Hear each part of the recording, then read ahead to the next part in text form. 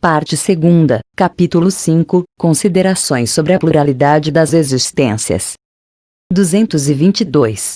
Não é novo, dizem alguns, o dogma da reencarnação. Ressuscitaram, no da doutrina de Pitágoras. Nunca dissemos ser de invenção moderna a doutrina espírita.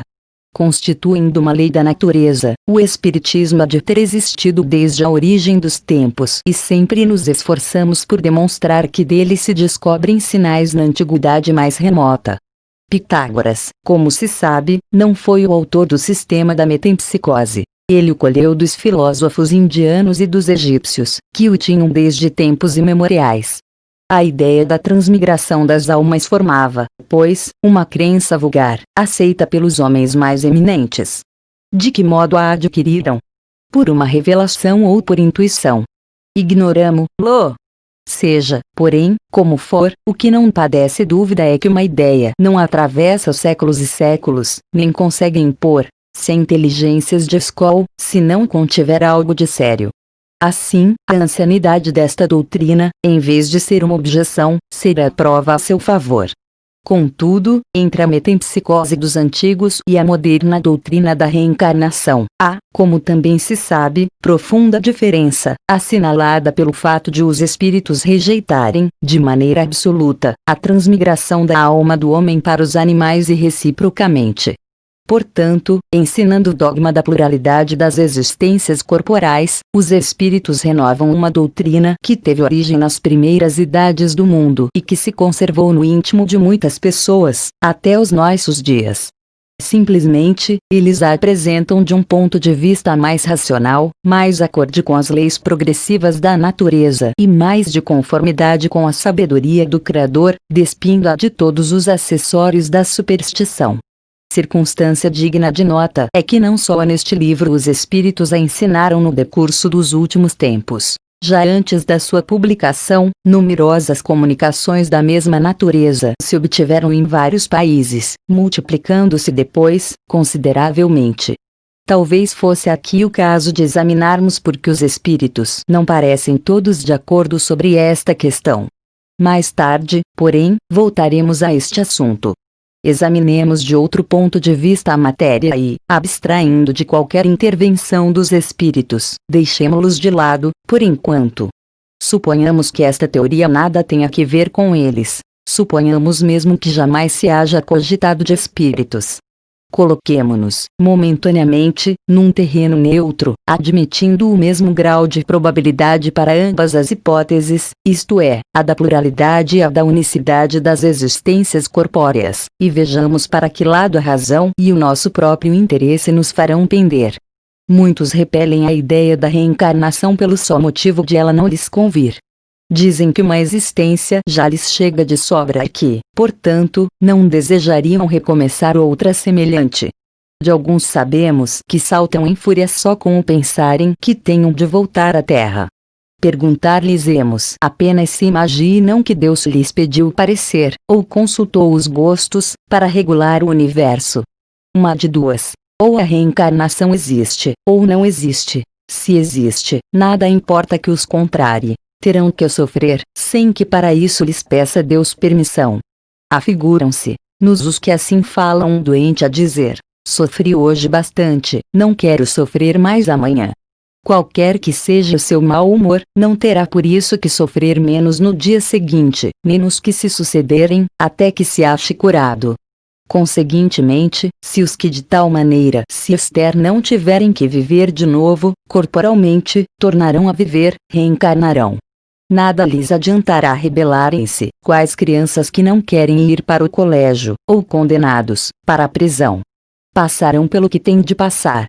São demasiado pueris semelhantes objeções, para merecerem mais seriamente examinadas. Diremos, todavia, aos que as formulam que se tranquilizem, que a doutrina espírita, no tocante à reencarnação, não é tão terrível como a julgam. Que, se a houvessem estudado a fundo, não se mostrariam tão aterrorizados. Saberiam que deles dependem as condições da nova existência, que será feliz ou desgraçada, conforme o que tiverem feito neste mundo. Que desde agora poderão elevar-se tão alto que a recaída no lodaçal não lhes seja mais de temer. Supomos dirigir-nos a pessoas que acreditam num futuro depois da morte e não aos que criam para si a perspectiva do nada, ou pretendem que suas almas se vão afogar num todo universal, onde perdem individualidade, como os pingos da chuva no oceano, o que vem a dar quase no mesmo. Ora, pois, se credes num futuro qualquer, certo não admitis que ele seja idêntico para todos, porquanto, de outro modo, qual a utilidade do bem? Por que haveria o homem de constranger-se? Porque deixaria de satisfazer a todas as suas paixões, a todos os seus desejos, embora à custa de outrem, uma vez que por isso não ficaria sendo melhor, nem pior? Credes, ao contrário, que esse futuro será mais ou menos ditoso ou inditoso, conforme o que houverdes feito durante a vida e então desejais que seja tão afortunado quanto possível, visto que há de durar pela eternidade, não?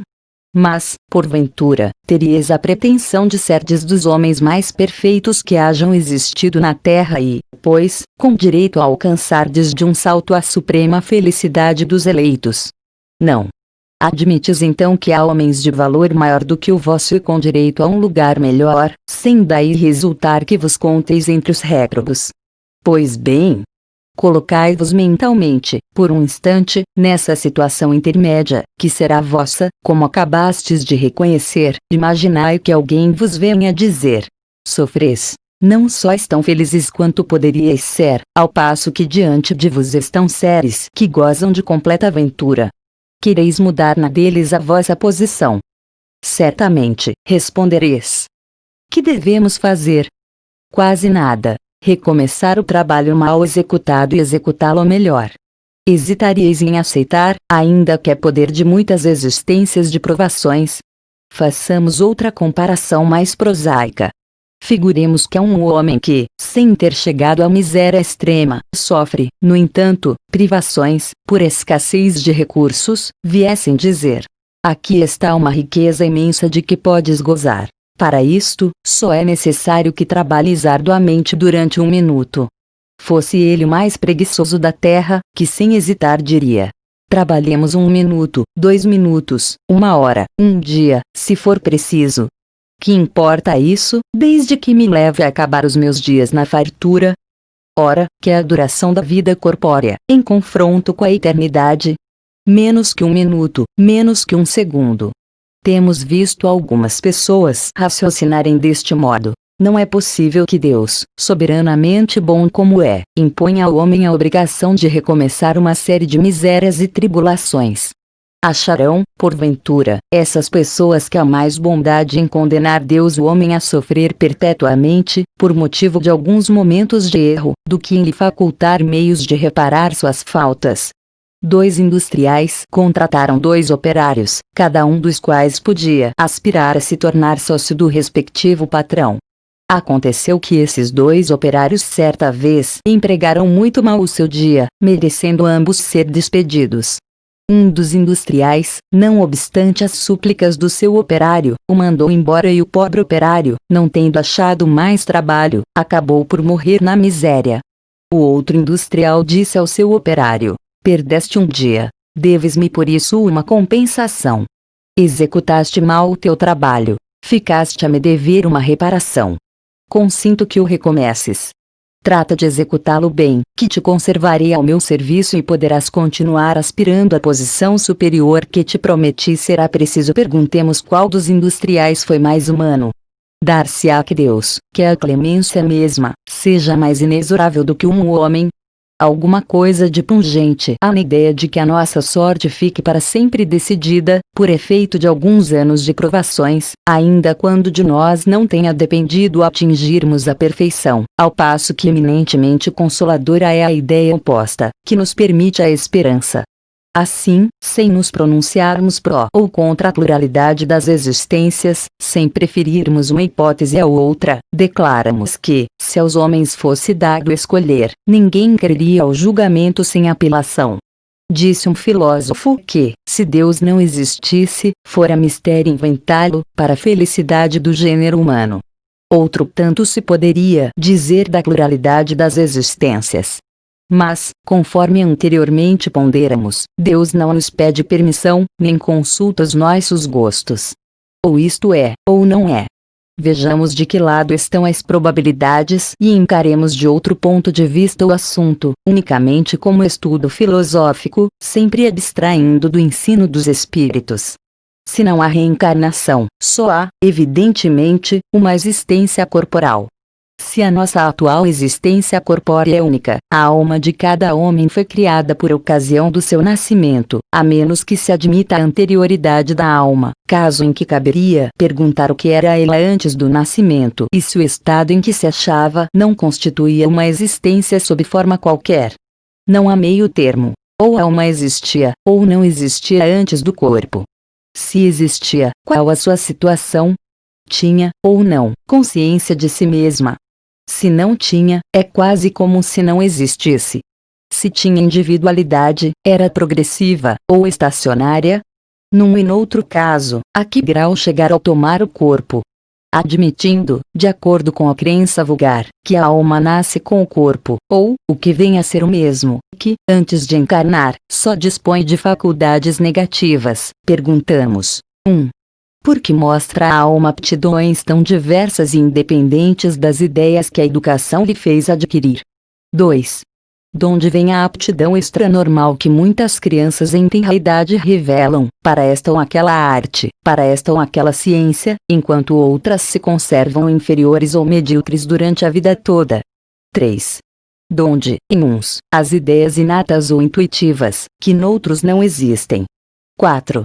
Donde, em certas crianças, o instinto precoce que revelam para os vícios ou para as virtudes, os sentimentos inatos de dignidade ou de baixeza, contrastando com o meio em que elas nasceram?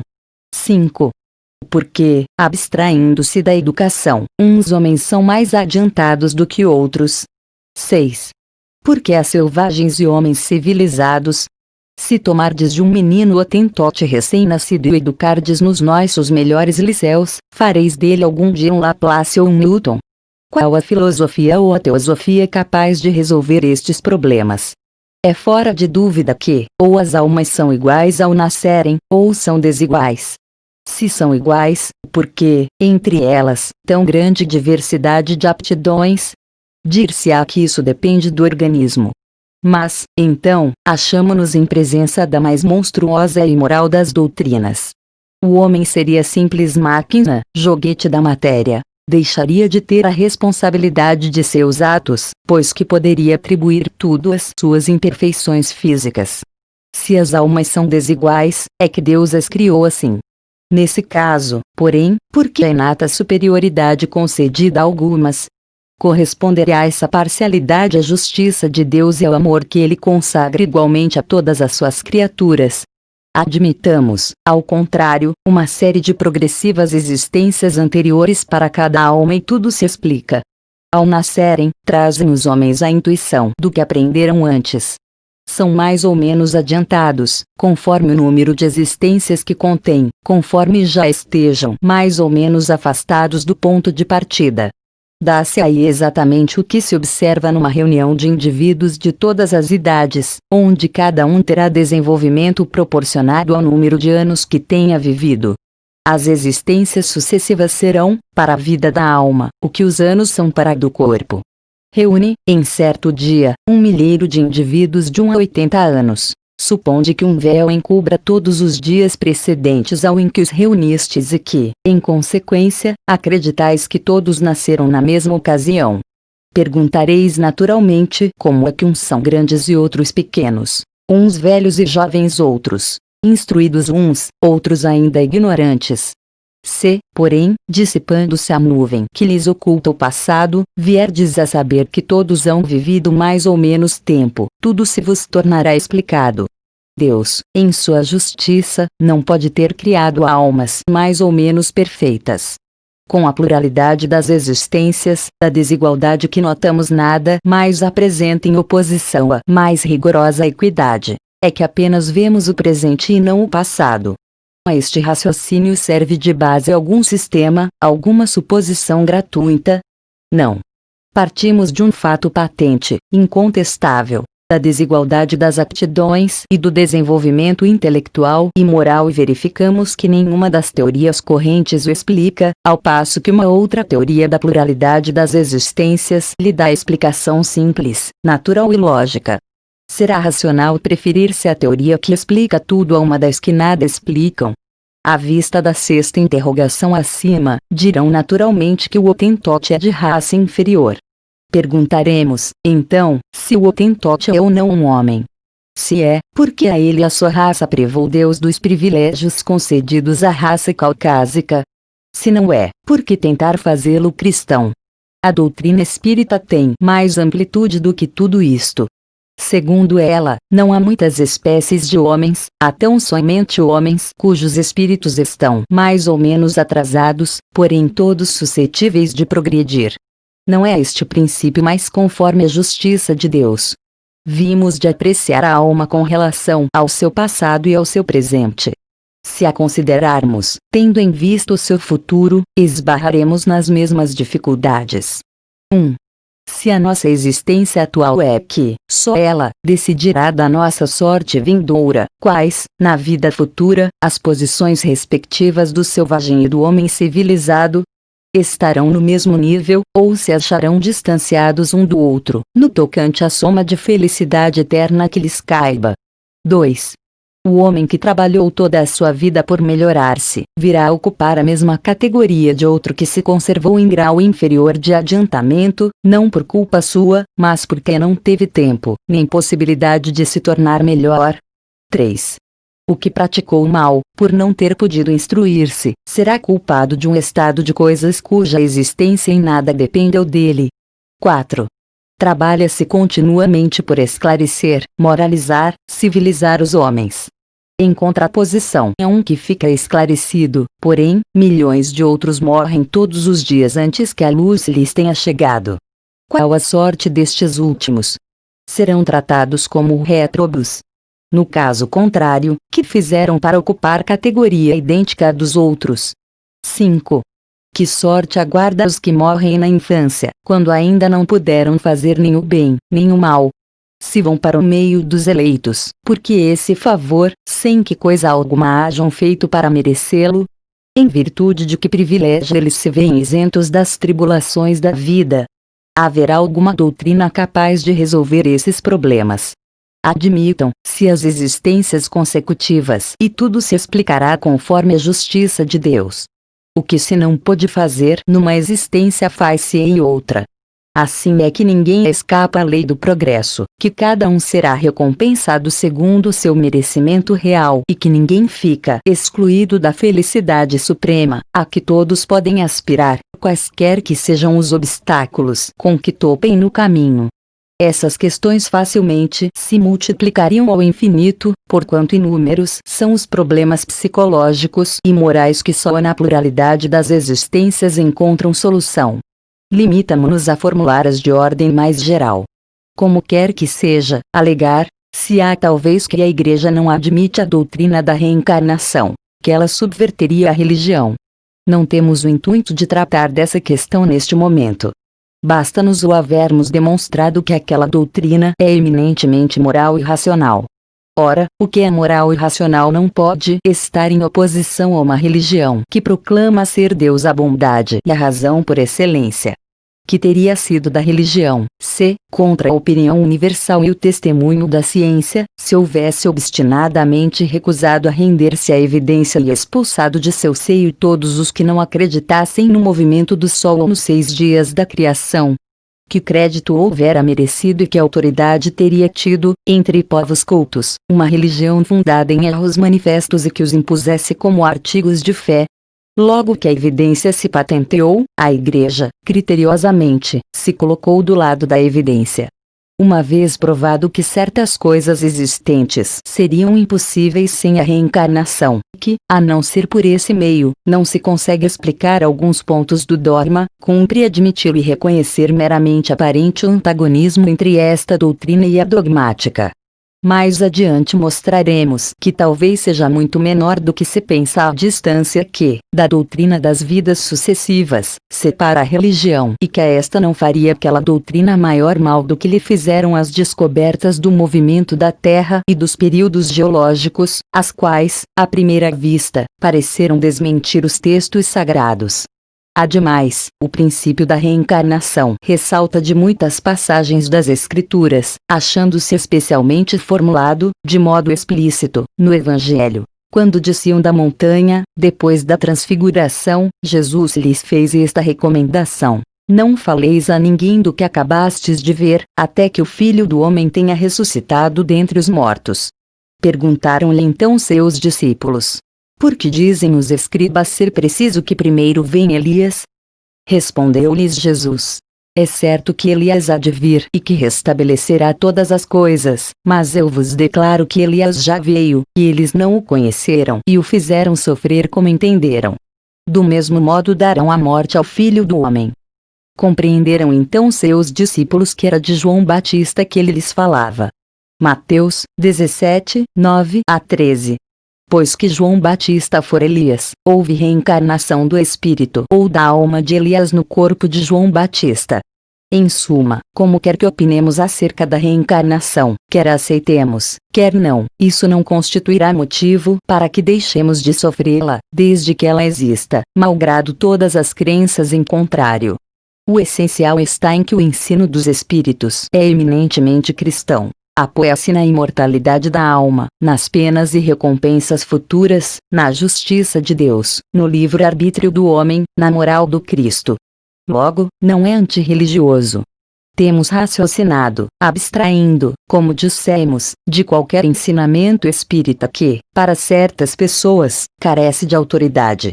Não é somente porque veio dos espíritos que nós e tantos outros nos fizemos adeptos da pluralidade das existências. É porque essa doutrina nos pareceu a mais lógica e porque só ela resolve questões até então insolúveis. Ainda quando fosse da autoria de um simples mortal, tê-la-íamos igualmente adotado e não houvéramos hesitado a um segundo mais em renunciar às ideias que esposávamos.